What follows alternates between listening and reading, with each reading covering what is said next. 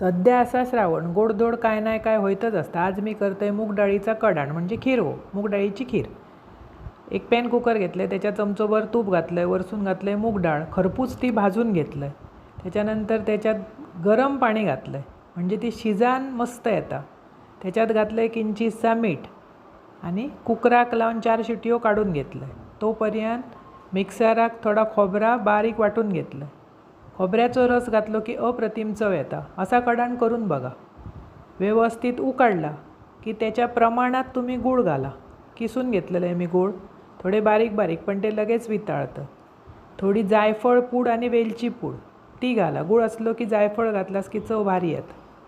व्यवस्थित उकळी इली की नारळाचा रस जो काढलो म्हणजे खोबरा लावला मिक्सराक ता घालायचा सरसकट. चोतो बितो बाजूक करायचो नाही. वरसून किंचितसा मीठ घातलं आहे, कमी वाटला म्हणा. अप्रतिम कडाण होता. असा करा, खावा. आवडतला तुमका? नाही आवडल्या चॅनल सबस्क्राईब करा.